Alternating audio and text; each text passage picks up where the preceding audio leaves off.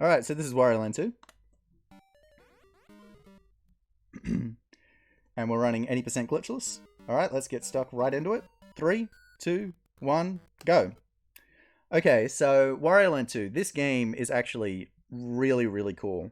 A lot of people ask me what game should I first run as my first speed game, and the best advice is just a game that you really like. But if you do want a specific game, this is the one that I recommend. It's a great first speed game. First off, you can't die. But the skill cap of it is very, very easy to learn, but very difficult to master. You can basically get as much out of the game as you want. And it's got, a really short category. This is any percent glitchless. It's under 10 minutes. It's got main story, which is about 40. All levels, which is just over an hour. And then 100% is over 2 hours. So basically whatever length you're looking for, this game's got it. So this game, it's kind of built very similar to Super Mario World in that there's levels where you can get secret exits and go off to different paths. But unlike Super Mario World, it's actually got different exits. It's got, no, not different exits, different endings. It's got 5 different points where the game can end. And obviously any percent is getting to the one that's as short as possible, which involves getting the secret exit in the first level and then just beating one chapter, which is 5 levels, and then that's the game. So the movement in this game, the reason it's difficult to master, but very easy to learn, is it kind of just looks like you can just walk along. You've got dash, jump, and crouch are your movements. So jump, pretty obvious, you jump. Dash is kind of a build-up. It's a punch where you go across the side, and you do get to a higher top speed, but you end up stopping at the end, and you also take a bit of time to charge up. But anyway, so this is the first level, where we're going to turn off the alarm clock, and the way you get the secret exit in this level is to not get woken up by the alarm clock. You just sleep in. So the game's literally built for speedrunners, like it encourages being a degenerate. You're also going around trying to get money as best you can. But anyway, when you combine all of those techniques, you get a bunch of different things. And when to dash, and when to jump, and when to crouch, and when to combine all of those different techniques is actually really interesting. It's like when you dash and jump, that is probably the best technique to continue your speed, because when you jump, you're at higher speed after dashing, and you also can't stop dashing when you're in the air, but if you do it on the ground, eventually it runs out.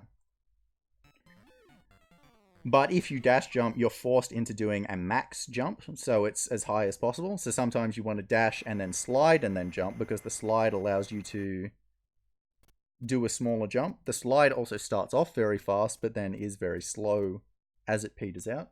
But anyway, you'll see the gameplay soon. There's just going to be another cutscene for me to go into it, and then we'll get right into the gameplay. I'm trying to explain things as much as I can during these cutscenes, because once I start getting into the levels, it's just like, alright, here we go, here we go, here we go.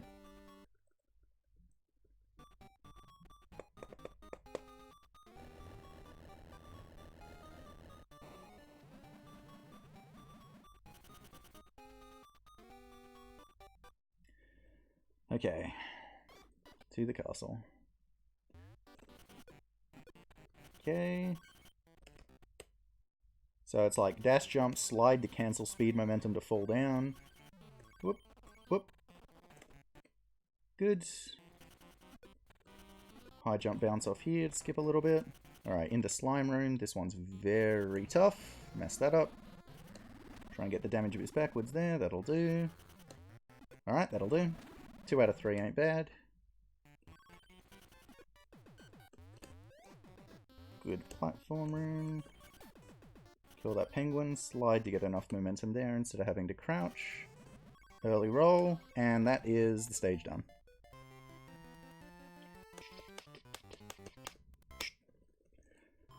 Okay, storm the castle.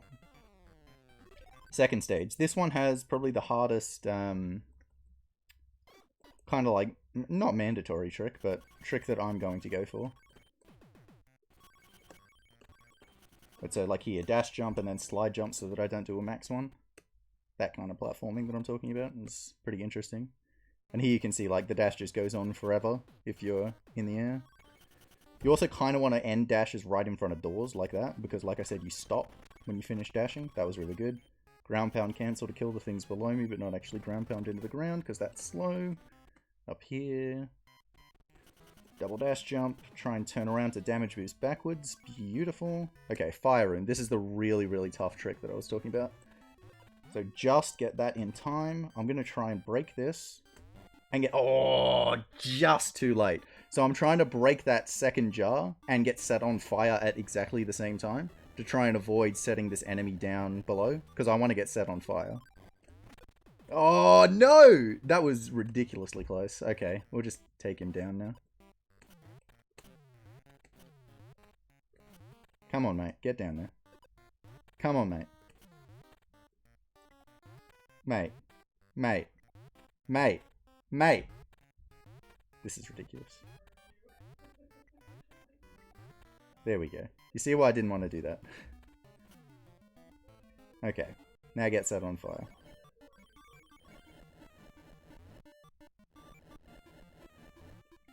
And so I need to get set on fire to break these blocks. The whole reason I did that. But yeah, that one's a one-framer. It's very, very difficult. Okay, so these little thwomp things, when they hit the ground, they shake you. So you actually want to be in the air when they hit the ground, like here. So I did a very high jump to make sure I didn't get recoiled. Some cute enemy bouncers in this room. Let's see if I can get them. Oh, no, I didn't quite get that one. Okay. Final room here. This one has a very hard trick as well, called the Moist. What I'm going to go for here. Oh, he's got it! The Madman. Absolute madman. So, getting flattened, getting hit by that on the first cycle, very, very precise. Because you have to have enough momentum coming from below, and then you have to slide just before the dash wears off to extend it all the way in there. That's really, really tough. I'm really happy I got that.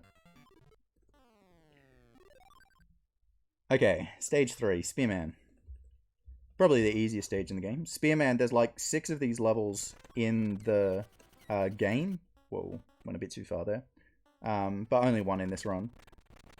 Where you find a giant spearman and have to kill him. So this one's kind of just like a puzzle to try and pick the right doors. Obviously, I know which ones the right ones are. This is the boss. And this is also the easiest spearman to kill in the game, because you can just ground pound him straight down like this, because there's a little platform below. Usually with the other giant spearmen, you have to do high bounces and do some actual tech, but that one's really easy. Okay, stage 4. This is the most technical one in the stage. It also has a trick called the werster. This game actually has one named after me. It's great. It's very, very difficult, though. I'm not going to go for the full werster. The full werster is absolutely insane, but I'll go for the mini werster. And I've already messed it up. Alright, no werster. But it's trying to beat that cycle on that little rotating purple skull there.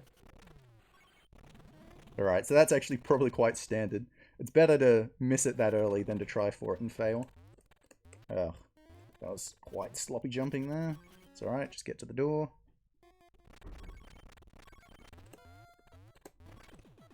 But yeah, if you're paying attention, it's just like this game. It's very much just do the movement good. It's a very good kind of speed game just to get into. Nothing's that consequential. Everything's just be good overall. Alright, so that's stage 4. Just one to go.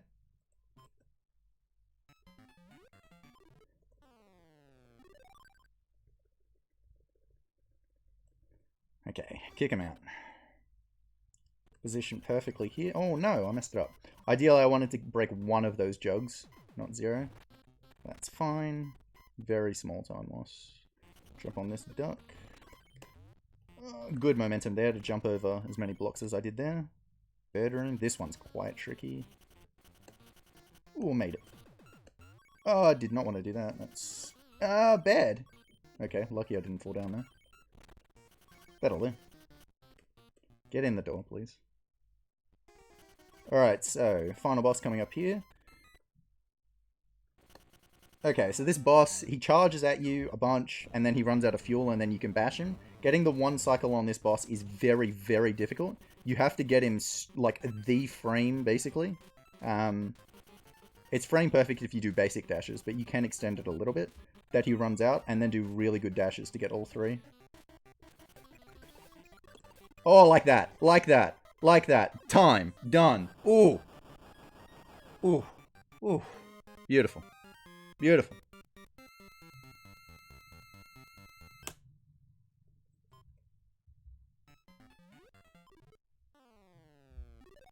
Gorgeous. Alright, that's Wario Land 2. 80% glitchless. Clap, clap, clap, clap, clap.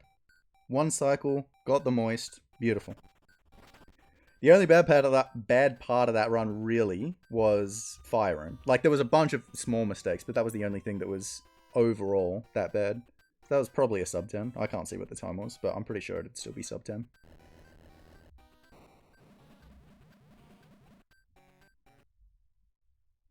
Probably a low mid 9. It wouldn't be sub 9. Low mid 9, I think. But, I mean, you saw how much time I lost in firing. There's only 3 people who have a sub 9 in this category. Oh, no. There are only 3 times on the leaderboard that are sub 9. And 2 of them are 850 odds. You don't have to ask who's got the record. You know, it's an 832. Just... we all know who that is, so...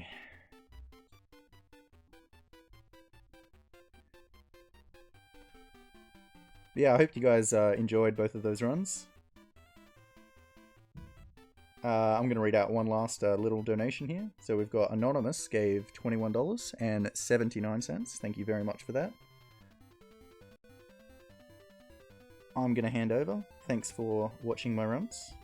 And stick around for the rest of them.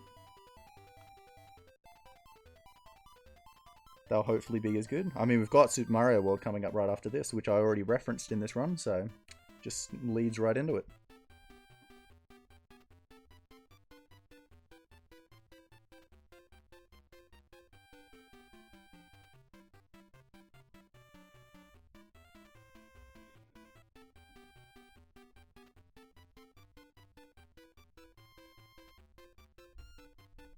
Yeah, peace out, y'all. Have a great day.